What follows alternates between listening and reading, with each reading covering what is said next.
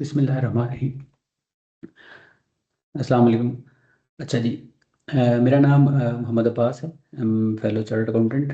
और मैं as a partner काम कर रहा हूँ मोहम्मद अब्बास एंड को चार्टर्ड अकाउंटेंट में। टीचिंग में मेरा आलमोस्ट मोर देन 10 इयर्स का एक्सपीरियंस है। जिसमें मेरे जो सब्जेक्ट्स हैं वो फाइनेंशियल रिपोर्टिंग, कॉर्पोरेट रिपोर्टिंग और टैक्सेशन और कॉस्ट एंड मैनेजमेंट अकाउंटिंग है। अच्छा, आज किस की वीडियो का जो पर्पज़ है वो है बेसिकली कि overall guidance, general guidance KF level exams के लिए जो हमारी सब्जेक्ट से रेलिवेंट होंगी वो हम सब्जेक्ट में डिस्कस करेंगे। इसमें हम सिर्फ ये डिस्कस करेंगे कि क्या अप्रोच होनी चाहिए केएफ के ऊपर स्टूडेंट्स की, और जब हम पीएससी से शफल कर रहे होते हैं तो वहाँ पे क्या अप्रोच होती है और यहाँ पे क्या डिफरेंस है उसके, और कैफ में जनरली क्या गाइडेंस है। बाकी जो सब्जेक्ट के हवाले से है वो हर टीचर अपने अपने हिसाब से उसको एक्सप्लेन करेगा। अच्छा, जो कैफ लेवल के एग्ज़ाम्स हैं वो आप लोगों को पता है। अब दो किस्म के बच्चे होंगे, एक तो जिन्होंने ऑलरेडी कोई अटैम्प्ट दे दिया और एक वो बच्चे होंगे जो कि फर्स्ट टाइम अपीयर हो रहे होंगे। तो दोनों को ऑलमोस्ट पता है कि जो कैफ लेवल एग्ज़ाम्स हैं वो पीआरसी से इस तरह से भी डिफरेंट हैं कि उनकी टेस्टिंग भी डिफरेंट होती है। फॉर एग्जांपल, अगर हम पॉइंट नंबर 1 पे देखें कि पीआरसी में क्या होता है, पीआरसी में एमसीक्यूज बेस्ड होते हैं क्वेश्चंस, मोस्टली एमसीक्यूज होते हैं। आईटीए में कुछ पेपर्स का कुछ मार्क्स का जो है वो डिटेल्ड आंसर भी होता है, बट नॉर्मली वो बाकी जो है परसेंटेज है, मेजर जो चंक है वो हमारा एमसीक्यूज बेस्ड होता है। और जबकि कैफ के ऊपर आएंगे तो एमसीक्यूज होंगे, थोड़े से होंगे, 8-10 मार्क्स से होंगे, बट बाकी जो है आपको डिटेल्ड रिस्पॉन्सेज देने पड़ेंगे। चाहे वो न्यूमेरिकल हो या चाहे वो थ्योरेटिकल पोर्शन हो। तो ये एक बहुत बड़ा डिफरेंस है, और इसी की वजह से हमें ये अप्रोच शफल भी करनी पड़ेगी, वो हम आगे चल के डिस्कस करते हैं। दूसरा कि आप क्या करते हैं, आप पीएससी में सिंपल, चूँकि मोस्टली एमसीक्यूज बेस्ड है, तो हम क्या करते हैं, हम एक आंसर टिक कर देते हैं। हम कहते हैं जी कि वर्किंग हो सकता है उसमें, वर्किंग हो, वर्किंग करके हम एक आंसर को टिक कर देते हैं कि ये करेक्ट है। जबकि जो कैफ में है वो ऐसा नहीं होगा। वहाँ पे एमसीक्यूज वाले में तो आप ठीक है टिक ही करेंगे, बट जो बाकी हमारा पोर्शन है उसमें हमें लिखना पड़ेगा। चाहे वो थ्योरेटिकल हो चाहे वो न्यूमेरिकल हो, उसमें हमें स्टेप्स भी लिखने पड़ेंगे। अच्छा, इसमें दोनों के अपने प्रोज एंड कॉन्स हैं। टिक द आंसर में आप ये कह सकते हैं आपको आसानी हो जाती है, जल्दी हो जाएगा, बट उसमें आपकी जो प्रोबेबिलिटी है वो, अगर फॉर एग्जांपल 4 एमसीक्यूज हैं तो उसमें से अगर एक करेक्ट है तो आपके जो करेक्शन की पॉसिबिलिटी है वो 25% है। यानी कि आप, चांस है कि आप गलती करेंगे तो अगर अगर आपको नहीं आता तो उसमें आप गैस वर्क भी करेंगे तो उसमें आपका चांस 25% है। But on the other hand disadvantage क्या है कि अगर आपको हो सकता है कि जो क्वेश्चन आया हुआ हो पीआरसी लेवल के ऊपर एमसीक्यूज के ऊपर टिक करने के लिए, हो सकता है उसमें आप एक लंबा चौड़े स्टेप्स हों जैसे आईटीए में होते हैं, वो करने के बाद आपने बीच वाले सारे स्टेप्स तो ठीक किए हुए हों, लेकिन एंड पे आपने कोई गलती कर दी हो या दरम्यान में किसी एक जगह पे मिस्टेक कर दी हो तो उस वजह से आपका आंसर गलत, तो मार्क्स भी जीरो। तो ये इसका कौन है, फर्ज हम अब या जीरो मार्क्स होंगे आपके या पूरे मार्क्स होंगे। जबकि कैफ में ऐसा नहीं होगा, कैफ में आपको चूंकि लिखना पड़ेगा, ये एक इसकी रिक्वायरमेंट है, ज़ाहिर है। But at the same time इसमें आपको बेनिफिट ये होगा कि फॉर एग्जांपल आपने अगर एक पूरे स्टेप्स में क्वेश्चन किया हुआ है और उस क्वेश्चन के फॉर एग्जांपल 6 मार्क्स हैं, तो हर स्टेप्स के उसको मार्क्स एलोकेट हुए हैं। तो अगर आपने एक आध स्टेप गलत कर भी दिया है तो इसमें आपको एडवांटेज ये हो जाएगा कि आपको स्टेप्स के मार्क्स होंगे, लेकिन ये आपको लिखना पड़ेगा। ठीक है जी। और फिर क्या, पीएससी में हम, थोड़ी देर पहले बात हो रही कि हम शॉर्टकट्स क्रिएट कर सकते हैं। फॉर एग्जांपल हम कैलकुलेटर के ऊपर भी इसको सॉल्व कर सकते हैं क्वेश्चन को अगर हो रहा है तो। बट यहाँ पे ऐसा नहीं होगा, यहाँ पे हमें वो स्टेप्स सारे परफॉर्म करने पड़ेंगे क्योंकि उन स्टेप्स के मार्क्स हैं। ठीक है जी। फिर आप चूंकि वहाँ पे टिक मार्क होता है, वहाँ पे आप शॉर्टकट्स कर सकते हैं, एमसीक्यूज बेस्ड है, इस वजह से वहाँ पीएससी के ऊपर आपको इतना डिफिकल्टी फील नहीं होगी टाइम मैनेजमेंट के हवाले से। मतलब आपका क्वेश्चन, आपके पेपर जो है वो क्विकली हो जाएगा। अगर फॉर एग्जाम्पल आपको नहीं भी आता तो आप, हो सकता है उसे आप टिक करके आगे निकल जाए। जबकि यहाँ पे आपको ऐसा नहीं होगा, यहाँ पे आपको चूंकि स्टेप्स फॉलो करने पड़ेंगे तो वो स्टेप्स लिखने भी पड़ेंगे। राइट, उनके मार्क्स भी होंगे, उनके कुछ स्टैंडर्ड फॉर्मेट्स भी हम डिस्कस करेंगे, सब्जेक्ट टू सब्जेक्ट वो भी होंगे। तो इसलिए यहाँ पे टाइम मैनेजमेंट एक बड़ा चैलेंज होगा हमारे लिए। तो इसलिए हमने मेक श्योर करना है कि हम उस चैलेंज को कैसे कोप अप करते हैं।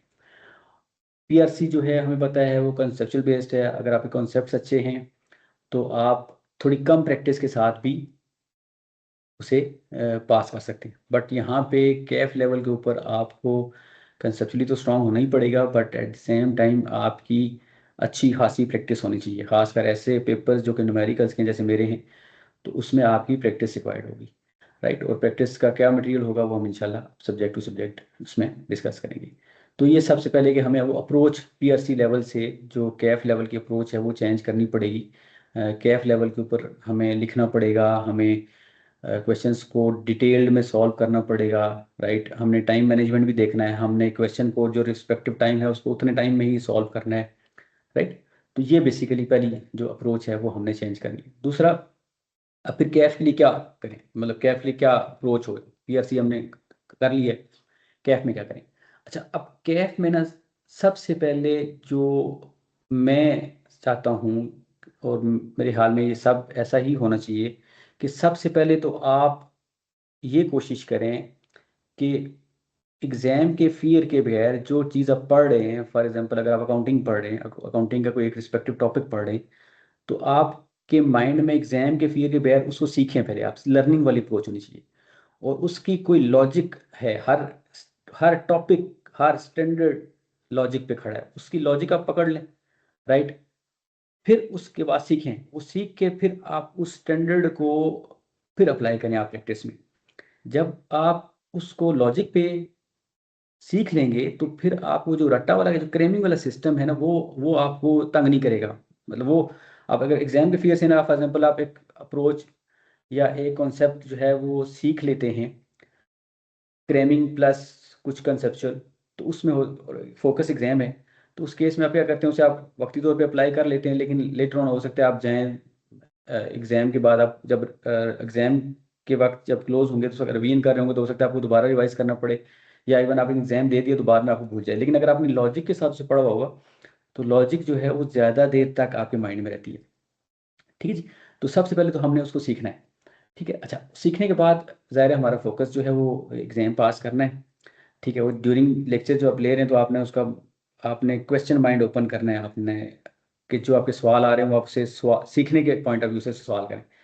फिर जब वो हो गया, फॉर एग्जाम्पल अकाउंटिंग की बात करो, आपने जब स्टैंडर्ड कंप्लीट कर लिया ना, तो आपका स्टैंडर्ड जो है ना वो आपकी फिंगर टिप्स पे होना चाहिए। आपको पता होना चाहिए यार इसमें कौन कौन सी चीज़ें हैं और किस किस की क्या ट्रीटमेंट है, मतलब आप उसे एक्सप्लेन कर सकें। ठीक है, प्रैक्टिस का सेकंड सिनेरियो है, लेकिन अगर आप अच्छी आपने सीखा हुआ है तो फिर आप उसे एक्सप्लेन कर सकेंगे। सेकंड, जो टीचर आपको स्केड्यूल दे रहा है उसे आपने फॉलो करना है, उसको इन टर्म्स ऑफ लेक्चर्स भी, लेक्चर्स के सीक्वेंस भी फॉलो करने हैं आपने। कोशिश करनी है कि जो उस टॉपिक की रेलिवेंट प्रैक्टिस है वो उसी के साथ साथ करते जाएं। अगर सारी नहीं भी हो सकती, कोशिश करें मैक्सिमम पोर्शन जो है वो आप उसी में सॉल्व करें, उसी टॉपिक के साथ सॉल्व करें, बिकॉज आपने उस वक्त उसको फ्रेश पढ़ा हुआ होता है।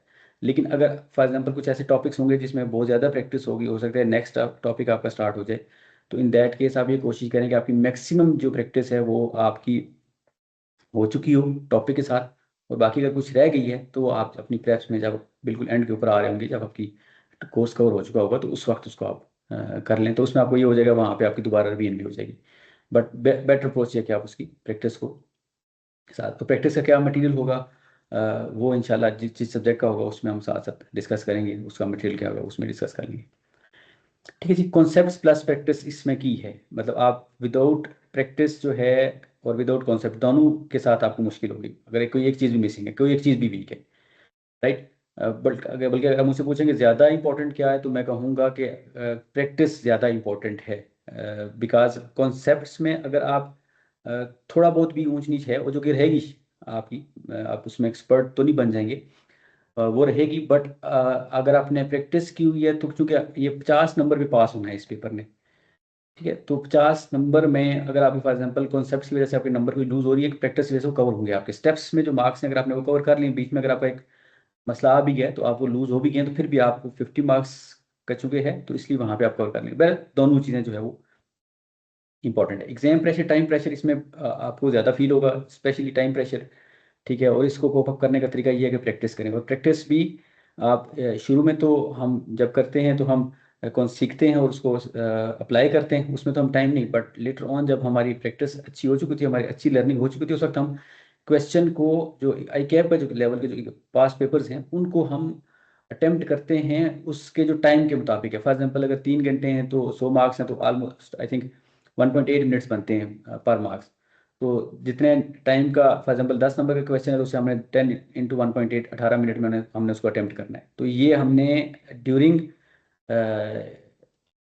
जो हमारी प्रेप्स है उसमें भी करना है, ना कि हमने सिर्फ जाके उसको वहीं पे टेस्ट करना है, एग्जाम में टेस्ट करना है। फिर सबसे इम्पोर्टेंट टेस्टिंग, और टेस्टिंग में आपने ख्याल करना है कि जो 2 किस्म की टेस्टिंग होगी। ठीक है, चूंकि ये आप ऑनलाइन में हैं तो 2 किस्म की टेस्टिंग होंगी। एक तो जो कि हम आपके साथ शेयर करेंगे और वो आप अटेम्प्ट करके वापस करेंगे। दूसरा जो इम्पोर्टेंट है सबसे, वो सेल्फ टेस्टिंग। सेल्फ टेस्टिंग के फॉर एग्जाम्पल आपको पास पेपर का क्वेश्चन दे दिया गया, आप उसको क्वेश्चन करें, वो भी आपकी टेस्टिंग ही है। ठीक है, बस उसमें थोड़ा सा फर्क ये होगा कि उसे आप हो सकता है अपने कन्वीनियंट टाइम में कर रहे हों, लेकिन एग्जाम में ये होगा कि आपका एग्जाम का एक स्पेसिफिक टाइम होगा और उस क्वेश्चन का भी एक स्पेसिफिक टाइम होगा, तो उसमें कर रहे होंगे। बहरहाल वो भी एक प्रैक्टिस आपकी, वो भी एक टेस्टिंग आपकी हो होगी। और सबसे इम्पोर्टेंट आपकी कंसिस्टेंसी है। आप वीकेंड के ऊपर कहें जी कि मैंने 10 घंटे पढ़ लिया है, उससे बेहतर ये है कि आप डेली के 1.5 2 घंटे पढ़ लें। और एक सब्जेक्ट को आप वीकेंड के ऊपर कहें मैं 3 4 घंटे दे दूंगा, उससे बेहतर है आधा पौना घंटा जो है आप उसको डेली बेसिस के ऊपर दें। इससे ज़्यादा बेहतर रिटेंशन होगी आपकी कॉन्सेप्ट्स की। राइट, तो ये बहुत की है, इसमें आपने इसका ख्याल रखना है कंसिस्टेंसी का।